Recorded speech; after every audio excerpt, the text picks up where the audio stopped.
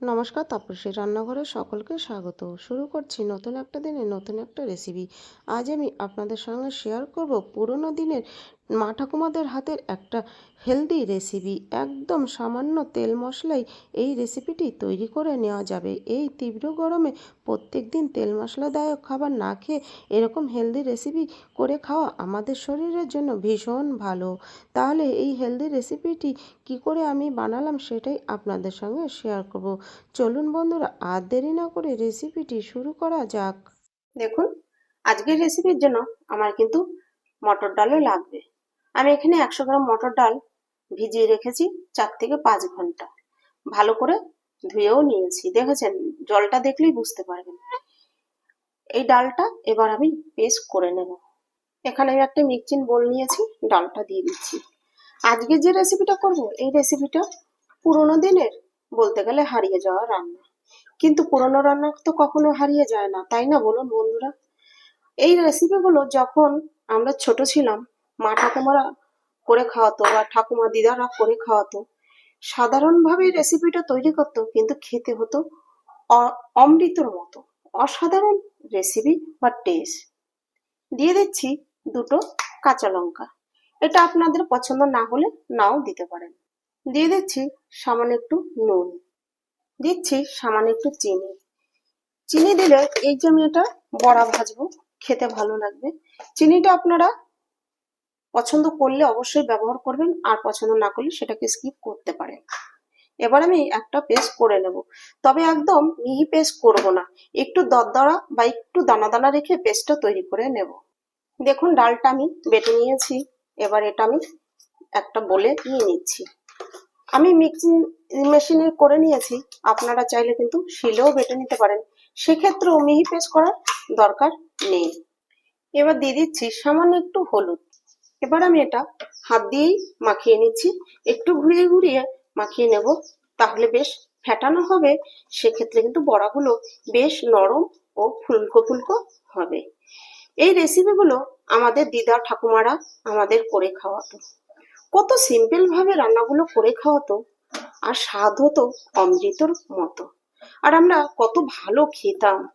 এখন কিন্তু এই সব রেসিপি দেখলে আমাদের খেতেই ভালো লাগে না।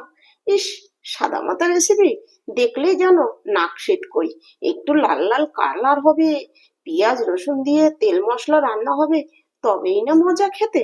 না বন্ধুরা, সেই মা ঠাকুমাদের হাতের রেসিপির স্বাদ কিন্তু আমরা এখন আনতেই পারি না রান্নাতে। তারা সামান্য একটু তেল দিয়েই কত সুন্দর রান্না করে আমাদের কিন্তু খাইয়েছে।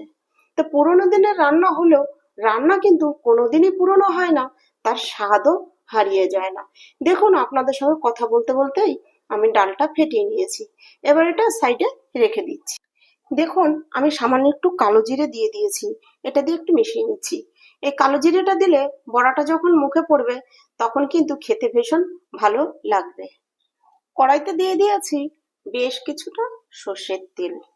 তবে এই রান্নাটা কিন্তু বন্ধুরা সর্ষের তেলেই করতে হবে। এবার তেলটা গরম হয়ে গিয়েছে, আমি বড়াগুলো এরকম ছোট ছোট করে দিয়ে ভেজে নেব। আপনারা আপনাদের পছন্দ মতন সাইজ করে বড়াগুলো ভাজতে পারেন। আমি একটু ছোট ছোট করেই ভাজছি। সেক্ষেত্রে ঝোলে দিলে খেতেও ভালো লাগবে, বেশ ঝোলটাও বড়ার ভিতর পর্যন্ত ঢুকবে, বড়াগুলো খেতে বেশি ভালো লাগবে।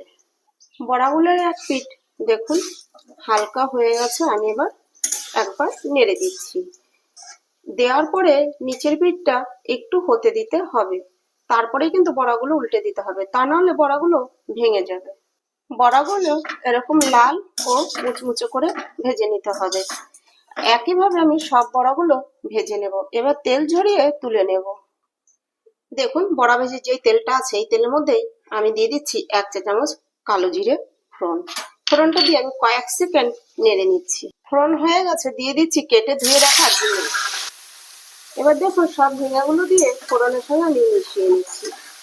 এই তীব্র গরমে আমরা যদি এরকম পুরোনো রান্নাগুলো করে খাই, দিদা ঠাকুমাদের হাতে যেগুলো খেয়েছি, তার জন্য এই রান্না কিন্তু আমাদের শরীরে ভীষণ ভালো, ভীষণ উপকার। এই রান্নাগুলো হচ্ছে একদম হেলদি ও স্বাস্থ্যকর রেসিপি। দেখুন রান্নাগুলো বড্ড সাদা মাথা হলে কি হবে, এর সাথে যে আমাদের অনেক কিছু জড়িয়ে থাকে, দিদা ঠাকুমার হাতের স্মৃতি, মায়ের হাতের স্মৃতি, পুরনো অনেক স্মৃতি কিন্তু আমাদের এইসব রেসিপির সঙ্গে জড়িয়ে থাকে। তবে বন্ধুরা অবশ্যই এই তীব্র গরমে না এইসব রান্না খাওয়ার চেষ্টা করবেন, তাতে শরীর পেট দুটোই ভালো থাকবে। দেখুন আমি ফোড়নের সঙ্গে 1 থেকে 1.5 মিনিট মিশিয়ে নিয়েছি। দিয়ে দিচ্ছি পরিমাণ মতো নুন, দিচ্ছি হাফ চা চামচ কাশ্মীরি লঙ্কার গুঁড়ো, এতে একটু কালারটা ভালো আসবে। দিচ্ছি পরিমাণ মতো হলুদ। এবার সবগুলো দিয়ে আমি ভালো করে মিশিয়ে নিচ্ছি। এখানে কিন্তু আঁচ রেখেছি আমি মাঝারি। ঝিঙে তো, ঝিঙে থেকে কিন্তু প্রচুর পরিমাণ জল বেরিয়ে আসবে। এবার আঁচটা লো করে দিয়ে এই মশলাগুলো দিয়ে একটু কষে নেবো, মশলাগুলোর কাঁচা গন্ধ চলে যাওয়া পর্যন্ত। এবার দেখুন একটা মশলা তৈরি করার জন্য এখানে আমি একটা মিক্সির জার নিয়েছি, দিয়ে দিচ্ছি 2 টেবিল চামচ পোস্ত, আর দিয়ে দিচ্ছি 1 টেবিল চামচ সাদা তিল। প্রথমে আমি তিল আর পোস্তটা একটু শুকনো অবস্থায় গুঁড়ো করে নেব। এবার দিয়ে দিচ্ছি হাফ ইঞ্চি পরিমাণ আদা আমি এরকম ছোট ছোট টুকরো করে নিয়েছি, আর 2টো লঙ্কা আমি এরকম ভেঙে দিয়ে দিচ্ছি। ঝালটা আপনারা আপনাদের প্রয়োজন মতন ব্যবহার করবেন। এবার এর মধ্যে সামান্য জল দিয়ে একদম স্মুথ একটা পেস্ট তৈরি করে নেব।